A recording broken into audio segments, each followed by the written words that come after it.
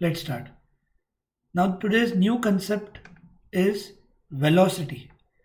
देखो, हमने इस चैप्टर की शुरुआत की थी डिस्टेंस वर्सेस डिस्प्लेसमेंट से.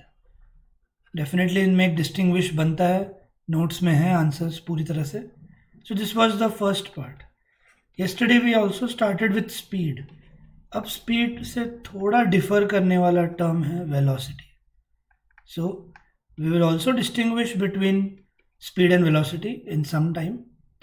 तो अब क्या इनमें फ़र्क है, क्या इनमें सिमिलैरिटी है? इनमें बहुत सारी सिमिलैरिटी भी है. अभी तक आपको लगता रहेगा कि स्पीड मतलब ही वेलोसिटी होता है, और दोनों का यूनिट मीटर पर सेकेंड ही रहता है, यानी यूनिट भी उनका सेम है. फिर डिफरेंस कहाँ आता है? Today I will introduce that new concept. What is velocity? Velocity is the speed of an object. Velocity is the speed of an object with a definite direction. With a definite direction.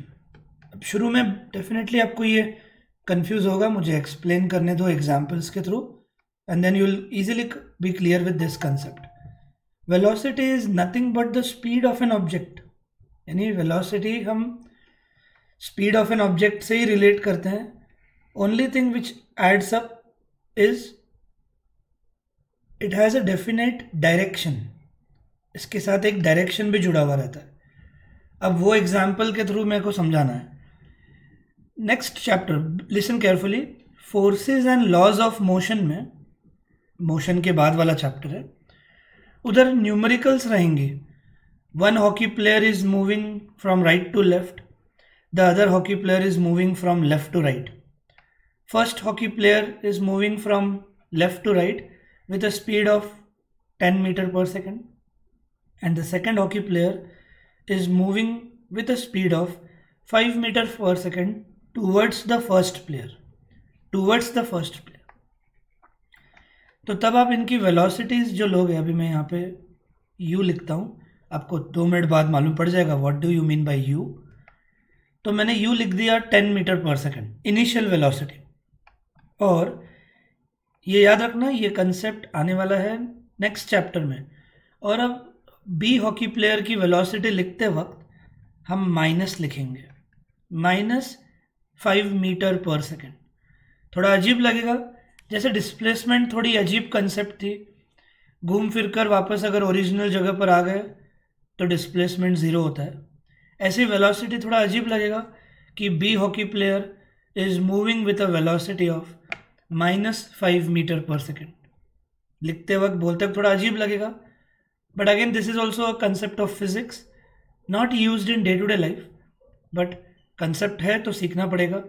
Now try to answer why I have written a minus sign here. ये एक ही example अभी मेरे पास है जिसमें मैं आपको ये बात समझा सकता हूँ कि वेलोसिटी कंसेप्ट में हम डायरेक्शन को भी कंसिडर करते हैं. कैसे? देखो, जब एक हॉकी प्लेयर लेफ्ट से राइट मूव कर रहा है और आपने वेलोसिटी अगर प्लस लिख दी, because the other hockey player is moving in opposite direction. See, we consider direction in velocity. Because the second player is moving in an opposite direction, don't think like वो left में जा रहा है इसीलिए. बस एक प्लेयर के opposite direction में अगर दूसरा प्लेयर ट्रैवल कर रहा है तो हमें वेलोसिटी माइनस लेनी है. आप इसका उल्टा भी कर सकते थे, आप लेफ्ट टू राइट माइनस लेकर इसको प्लस ले सकते थे. That is also absolutely correct. Sums का आंसर करेक्ट ही आएगा आपका. Just keep in mind that अगर एक ऑब्जेक्ट एक डायरेक्शन में अगर जा रहा है और उसकी वेलोसिटी अगर आपने प्लस ली है, और अगर दूसरा ऑब्जेक्ट उसकी अपोजिट डायरेक्शन में अगर आ रहा है, एक ही सम में अगर ऐसे दो अपोजिट डायरेक्शन में मूव करने वाले अगर आपको ऑब्जेक्ट्स की वेलोसिटी दी होगी, तो किसी एक को पॉजिटिव और किसी एक को नेगेटिव लेना है. And here the negative sign means that this object is moving in an opposite direction to this object. बस यही पॉइंट है. तो वेलोसिटी पूरा का पूरा स्पीड कंसेप्ट ही है. ध्यान से सुनो, वेलोसिटी मतलब पूरा का पूरा स्पीड ऑफ एन ऑब्जेक्ट ही होता है, but it is having a definite direction as well, इसमें हम डायरेक्शन भी कंसिडर करते हैं. And with this concept now I will teach you a very important distinguish between scalar quantity and vector quantity. ध्यान से सुन लेना, मैं थोड़ी देर बाद आप में से किसी को तो पूछूंगा. Now we will distinguish between scalar quantities and vector quantities. So first point, which physical quantities are called scalar quantities. ध्यान से सुनो. The physical quantities in which we are only concerned with magnitude. The physical quantities in which we are only concerned with magnitude. और मैंने magnitude का meaning बताया था. It means numerical value.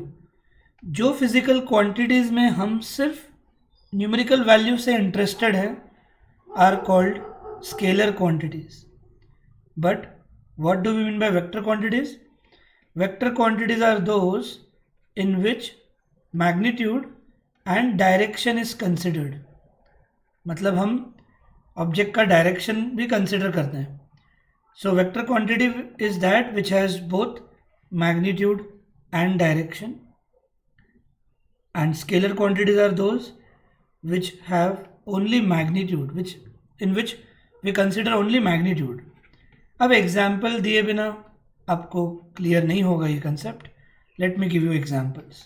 मास, हम mass check करते हैं जब वेट मास हम सिर्फ न्यूमेरिकल वैल्यू से मतलब रखते हैं. Time, right, speed, volume etcetera, इन सब में हम सिर्फ न्यूमेरिकल वैल्यू से मतलब रखते हैं. लेकिन next very important, distance. Distance हम सिर्फ न्यूमेरिकल वैल्यू से मतलब रखते हैं. Examples will now clear this concept. Vector quantities, which quantities are vector quantities? Displacement, velocity, then force, acceleration. आज शायद कंसेप्ट शुरुआत करेंगे, देखते हैं. Acceleration, then force, momentum. आपको ये एग्जाम्पल्स याद रखने हैं. Which physical quantities are called vector quantities and which physical quantities are called scalar quantities? जिनमें हम सिर्फ न्यूमेरिकल वैल्यू से मतलब रखते हैं. मास, टाइम, स्पीड, डिस्टेंस. तो ये दो कंसेप्ट आज अच्छे से पढ़ा के हो गए हैं. स्पीड कैलकुलेट करते वक्त आप कभी ऐसे नहीं बोलोगे मैं लास्ट वीक पनाला गया था -50 मीटर पर सेकंड से, थप्पड़ लगाएंगे लोग तुमको. स्पीड के वक्त हम कभी भी नेगेटिव साइन नहीं कंसिडर करते हैं. We are just interested with the numerical value part. But velocity जो फिजिक्स में आने वाला कंसेप्ट है, not in day to day life, here definitely you have to consider direction as well. So keep in mind. This is one point. Then numerical values क्या हो सकती हैं? Scalar quantities will always be positive, will always be zero और positive. लेकिन vector quantities can be zero और positive और negative edge well. ये बहुत इंपॉर्टेंट डिस्टिंग्विश पॉइंट है जो आपको दिमाग में रखना है. स्केलर क्वांटिटीज में बिकॉज हम खाली न्यूमेरिकल वैल्यू से मतलब रखते हैं, they will be either zero और पॉजिटिव. लेकिन वेक्टर क्वांटिटीज़ की बात करें तो ज़ीरो और पॉजिटिव तो रह ही सकते हैं. One more additional point is they can be negative. So just keep these two distinguish points in mind.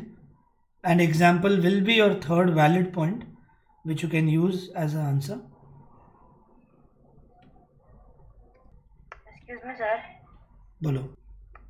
So if anyone asks you why velocity is a vector quantity, what will you answer?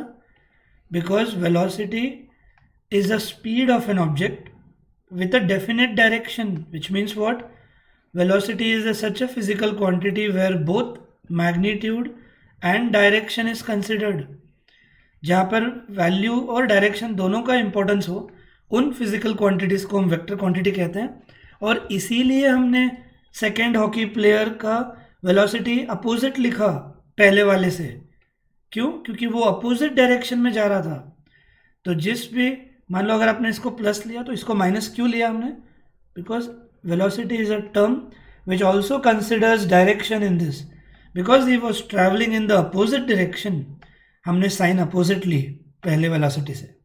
ये point और ये reason अब clear हो जाना चाहिए। तो एक बार आज वेलोसिटी का थोड़ा कंसेप्ट पढ़ लेते हैं। What do we mean by velocity? It is nothing but speed with direction, the quantity that specifies both these aspects यानी मैग्नीट्यूड यानी numerical value and direction is called velocity. Hence what is the definition? It is the speed of an object. तो पूरा का पूरा velocity मतलब speed ही रहता है, बस moving in a definite direction. And velocity of an object can be uniform और variable.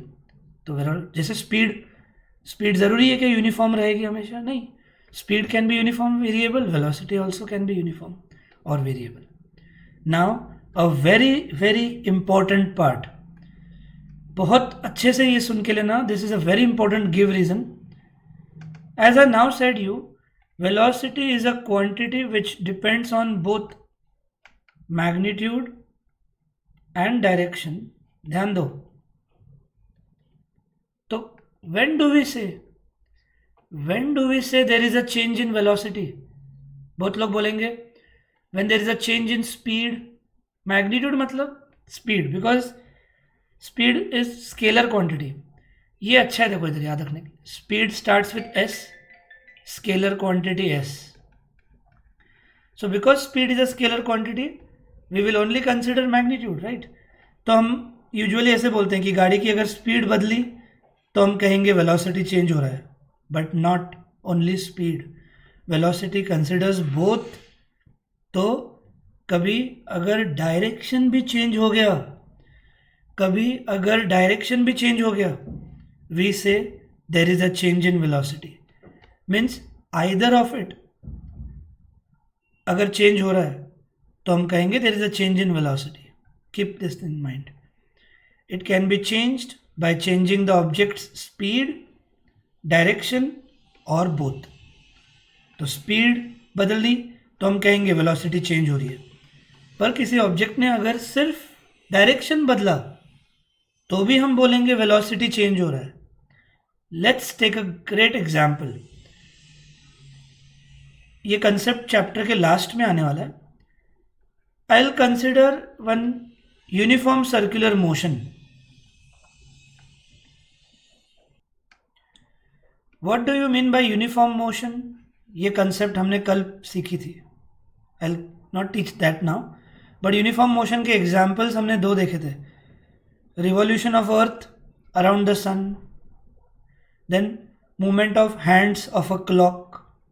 ये यूनिफॉर्म सर्कुलर मोशन के बेस्ट एग्जाम्पल्स थे। Let's consider example of revolution of earth around the planet. If that is a uniform motion, इसका मतलब क्या है? इन दोनों में से कौन सी चीज़ कांस्टेंट है? ये वाली। Because when the earth is under uniform motion, earth की स्पीड कांस्टेंट है, यानी मैग्नीट्यूड नहीं बदल रहा। But what is changing at every moment? हर मोमेंट में अर्थ का डायरेक्शन बदल रहा है। अर्थ चाहे तो कहीं पे भी इधर से सीधा जा सकता है, यहाँ से निकल कर सीधा जा सकता है, लेकिन at every point earth is changing its direction। see circular track में इमेजिन करो ना, हर मोमेंट डायरेक्शन चेंज करना पड़ता है। तो मैंने क्या बोला था, इन दोनों में से कोई भी एक चीज़ अभी अगर बदलती है, वी से there is a change in velocity.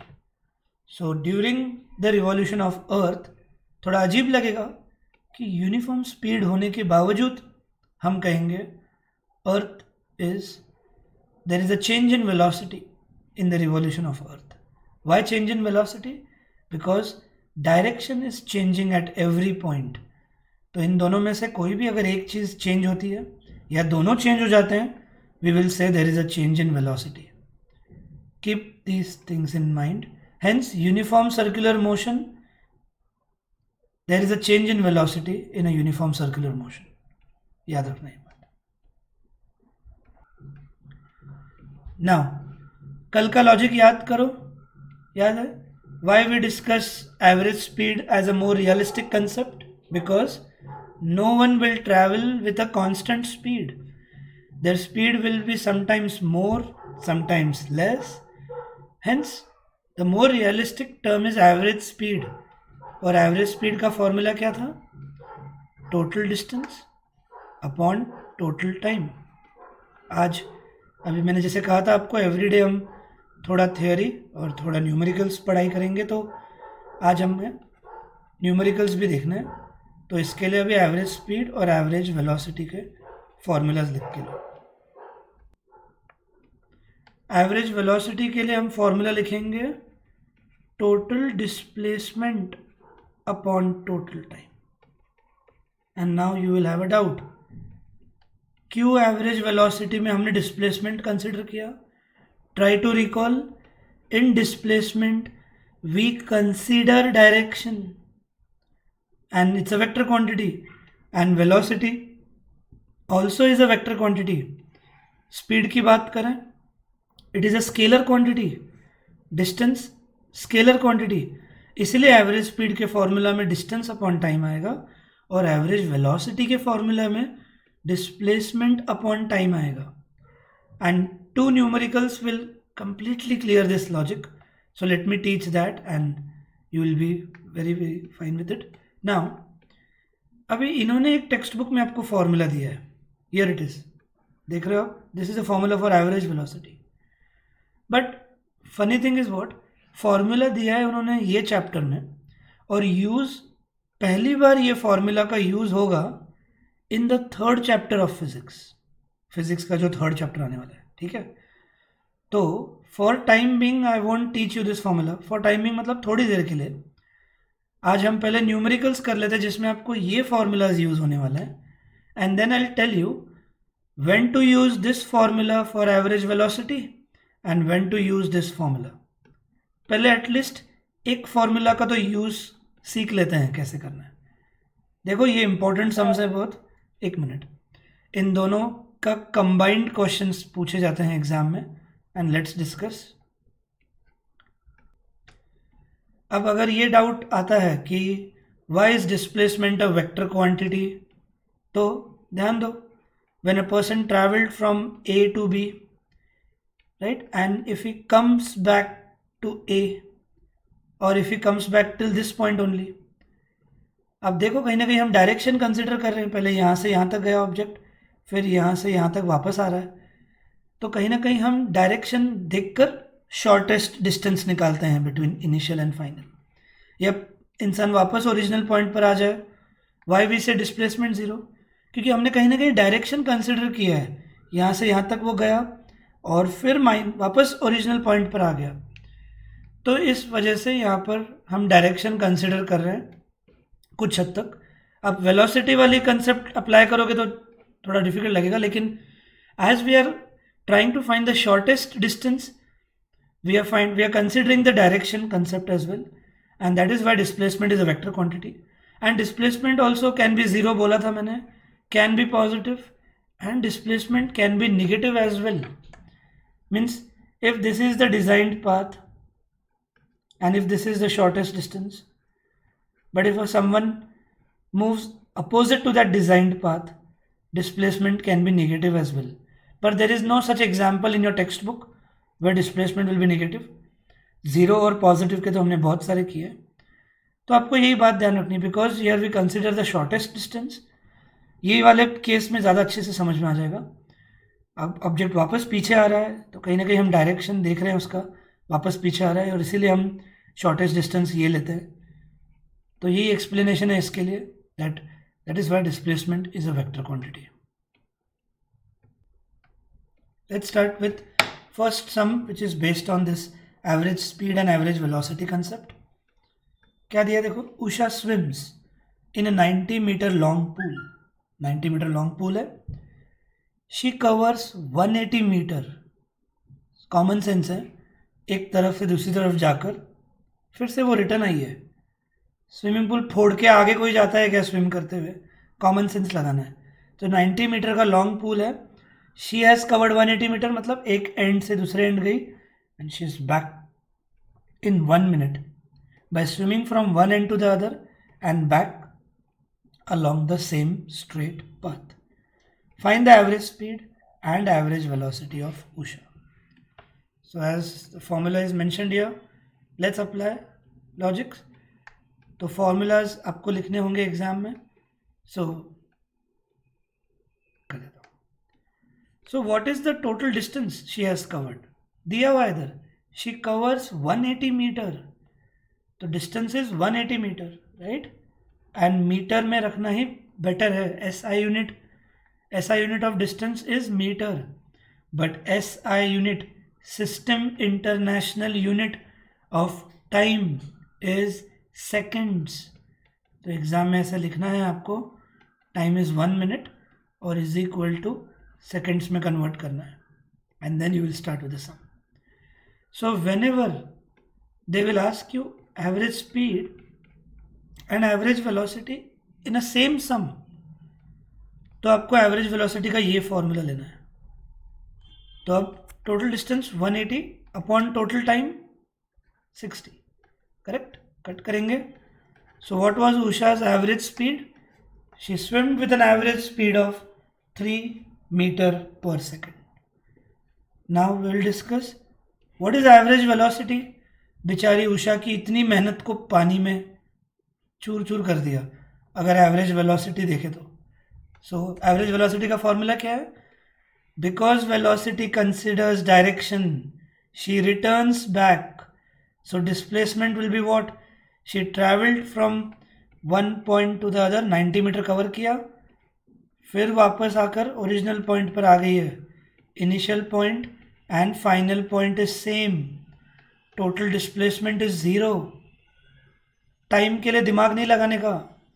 जो टाइम उसको लगा था इतना जाकर वापस आने के लिए, वही लिखने का. इधर शॉर्टकट नहीं लगाते बैठने का. इनिशियल और फाइनल के लिए कितना टाइम लगेगा. सो 0/60 इज 0. कितना अजीब कंसेप्ट है ये. बेचारी इतना स्विमिंग करके आई और हम एवरेज वेलोसिटी 0 बोल रहे हैं. That's why this is not a real life daily life topic, but a physics concept to deal with, which considers direction as well. So because she returned back at the same point, average velocity 0. Now we'll discuss one more numerical which is based on average speed and average velocity. ये बहुत बार school exams में भी आया है. First हमने कर दिया था, today will do the second numerical. Exams में बहुत बार आया है, तो be attentive. Joseph jogs from one end to the other end of a straight 300 metre road. Diagram एक लगने वाला है, ड्रॉ करो. मैं आपके न्यूमेरिकल्स चेक भी करूँगा एक दो बार, आपकी नोटबुक्स कितने अच्छे से आपने न्यूमेरिकल सॉल्व किए हैं. सो Joseph jogs from A to B, which is a 300 meter straight road, in 2 minutes 30 seconds. In 2 minutes 30 seconds. You have to convert that time in overall seconds. So how much that will be? 2 minutes is 120 seconds plus 30. कितना होता है? 150 seconds. So Joseph jogs from A to B in 150 seconds and then turns around and jogs 100 meter back to a point C in another 1 minute. फिर यहाँ से फिर वो थोड़ा पीछे आ रहा है. He jogs back 100 meter. He jogs back to 100 meter point C in another 1 minute. इसके लिए लगने वाला टाइम 1 मिनट है, तो इन सेकेंड्स लिख दिया मैंने. तो सभी स्टूडेंट्स पहले गिवन डेटा से क्लियर हो गया. देखो, Joseph jogs from point A to B on a straight road which is 300 metre apart. He takes 2 minutes 30 seconds for this and jogs back to point C which is 100 meter apart in 1 minute. तो time को हमेशा seconds में लिखना ही है हमें. And what is the question asked? What are Joseph's average speed and average velocity in jogging? दो सब questions हैं फ्रॉम ए टू बी. अगर वो ए से बी तक आकर सिर्फ रुक जाता है, if he just travels from A to B, find its average velocity and average speed. If he travels from A to C, अब बहुत लोग क्या करते हैं, A to C मतलब यहाँ से यहाँ तक लेते हैं. अरे सब में बताया था ना, A से B तक गया वो और फिर C पर आया है, तो वो कंसिडर करना है आपको A to C वाला. और उस केस के लिए भी आपको एवरेज स्पीड और एवरेज वेलोसिटी फाइंड करनी है. So will go with step by step part. Average speed और एवरेज वेलोसिटी में दोनों एक ही लाइन पे यहाँ पे कर दूंगा. फॉर्मूला आपको क्लियर है, so you can write it down. So let's start from A to B.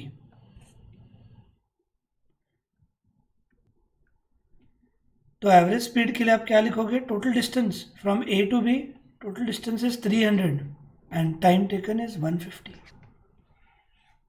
So we divide it and we get the answer. And average velocity अगर पूछ रहे हैं, what the formula will be? Total displacement. तो A to B displacement क्या है?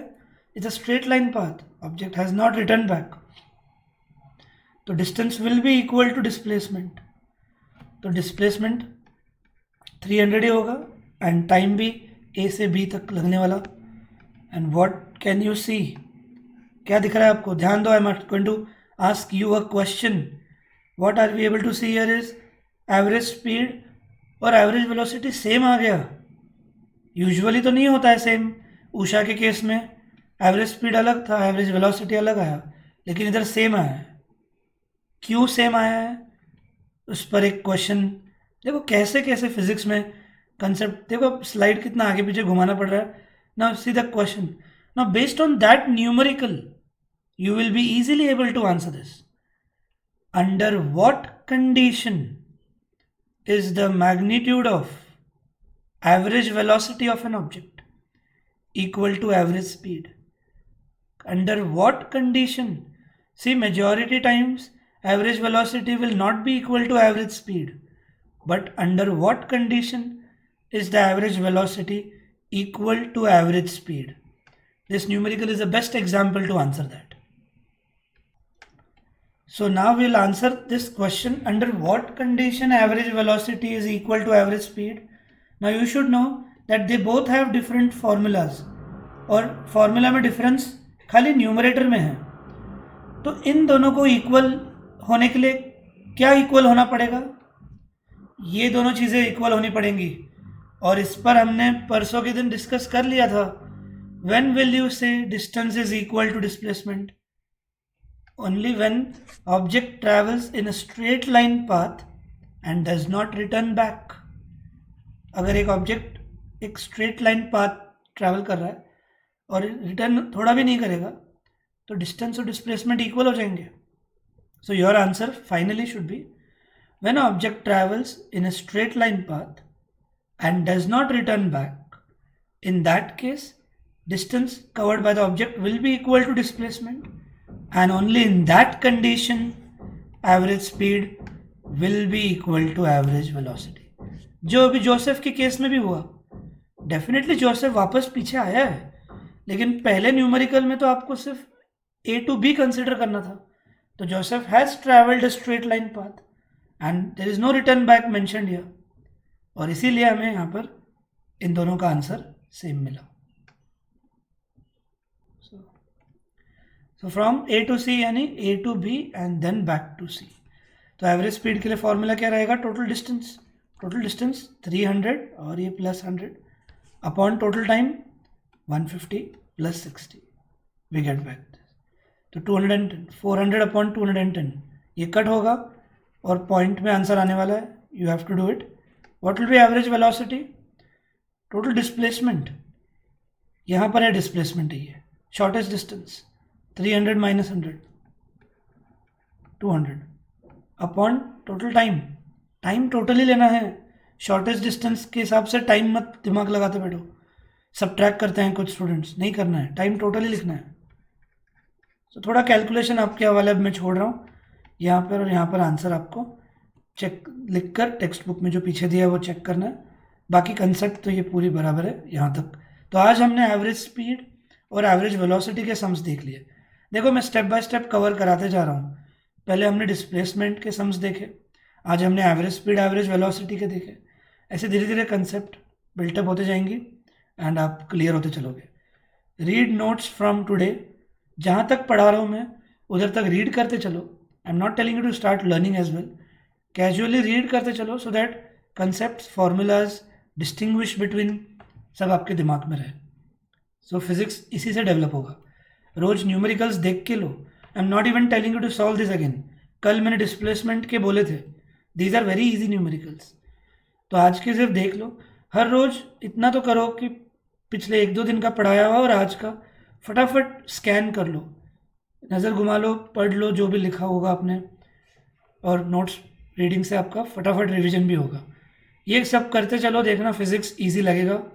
और जो lazily सिर्फ ऑनलाइन अटेंड कर रहे हैं, अब बुक बंद, सीधा नेक्स्ट डे बुक खुलेगी। God also won't help you. Physics में अच्छे अच्छों की हालत ख़राब कर दी है लेजीनेस की वजह से, और बस ध्यान से पूरा क्लियर ना करने की वजह से। सर बोलो।